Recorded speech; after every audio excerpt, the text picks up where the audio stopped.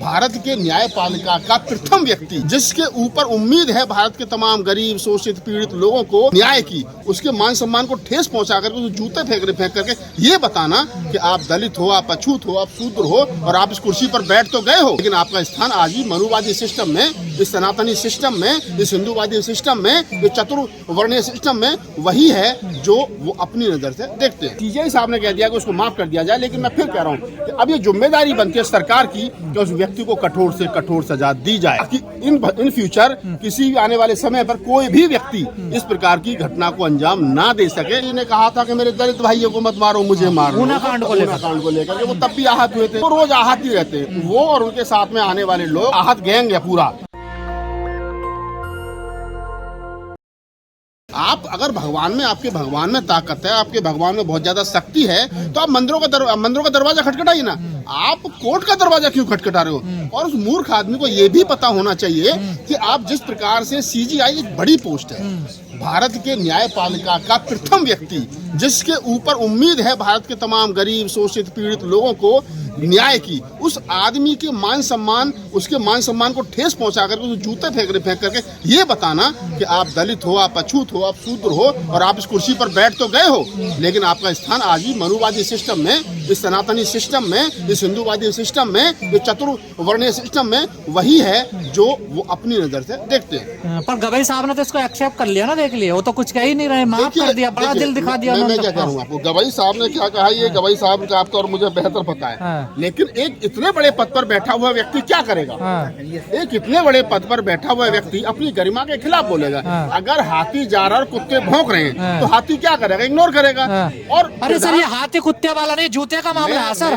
मैं वही आ रहा हूँ, मैं आपकी बात पे ही आ रहा हूँ कि सीजेआई साहब ने जो स्टेटमेंट दी है, अगर मैं सीजेआई साहब की जगह होता तो शायद कुछ और करता, लेकिन सीजेआई चूंकि सीजेआई है, उनके हाथ में बहुत सारी पावर है, कानून सारा उनके हाथ में है, वो चाहे तो उसको एक अच्छा सबक सिखा सकते हैं, लेकिन उन्हें ये बड़प्पन दिखाते हुए कि इसको माफ कर दिया जाए, अगर इस प्रकार की गलती ना करे तो शायद उन्होंने माफ कर दिया। क्रीमी लेयर में तो बड़प्पन नहीं दिखा रहे थे वो, क्रीमी लेयर को लागू करवाना चाह रहे दलितों पे वो। सरकार का धन्यवाद कि क्रीमी लेयर लागू नहीं हुआ। मोदी जी ने कहा कि दलितों में क्रीमी लेयर वहाँ तो सीजेआई साहब ने बड़प्पन नहीं दिखाया।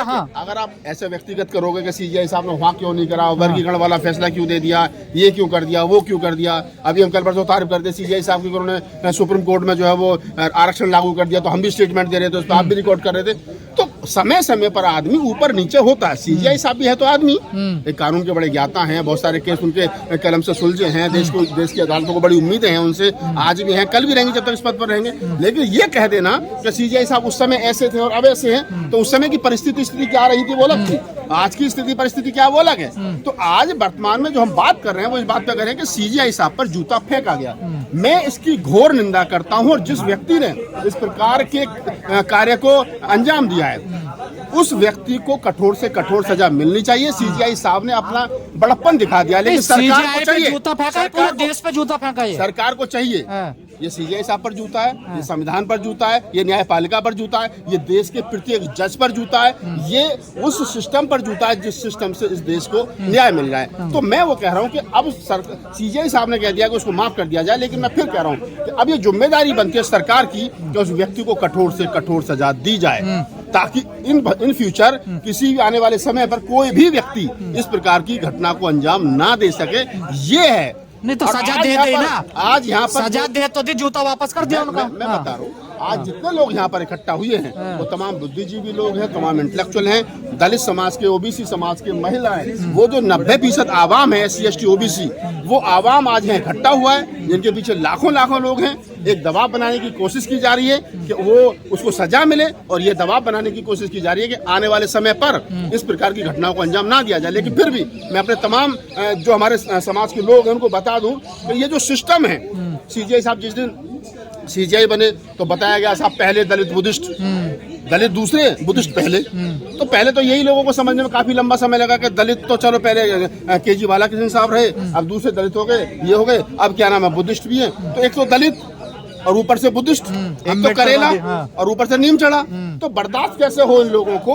वो पहले दिन से उनकी आंखों में खटक रहे हैं। नागपाल जी, सोचने वाली बात यह है, ये घटनाएं लगातार हो रही है, पहले राष्ट्रपति के साथ, हाँ, मैं वहीं आ रहा हूँ, फिर ग्वालियर हाईकोर्ट में बाबा साहब की मूर्ति ना लगना, हाँ। मैं वहीं आ रहा हूँ आप ही की बात पर, कि देश के लोगों को, तमाम अम्बेडकरवादियों को, बुद्धिस्टों को, कबीर पंथियों को, नानक पंथियों को, रैदास पंथियों को, माइनॉरिटी के लोगों को, चाहे वो मुस्लिम है चाहे वो कम्युनिस्ट, कोई भी है, वो जो समाज है जिसको जो कुछ मिला है संविधान से मिला है और संविधान की वजह से मिलने की संभावना है, और उस संविधान के को मानने वाले, चलाने वाले लोगों के साथ में इस प्रकार का भी कैद साहब का अपमान हुआ।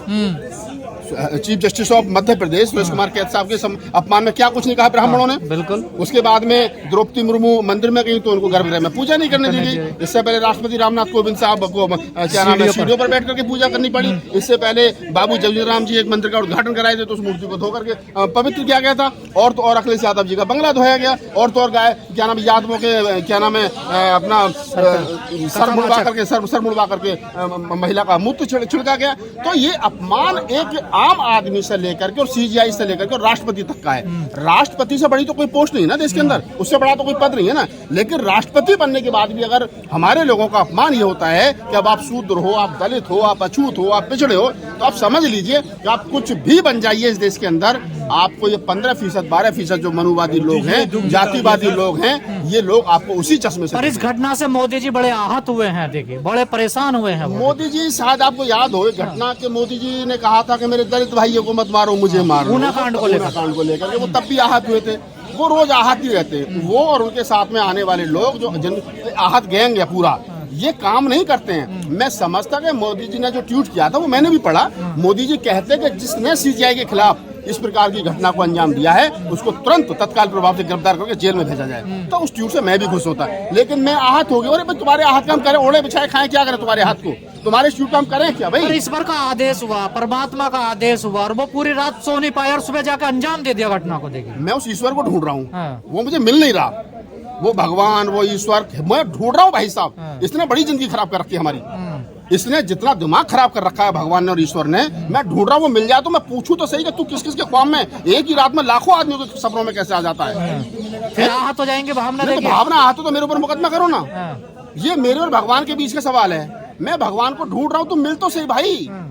तू क्यों नहीं मिल रहा? एक बार आकर तू डरता है, डरपोक है, कायर है, लूला है, लंगड़ा है, अंधा है, बहरा है, तू मिलता क्यों नहीं है? तो मैं भगवान को ढूंढ रहा हूं। अरे वो कण कण में है, तो फिर कण कण में बच्चों के बलात्कार हो रहे हैं, 5-5 साल की बच्चों के बलात्कार हो रहे हैं, वहीं मंदिरों में बलात्कार हो रहे हैं। भगवान रोकता क्यों नहीं है?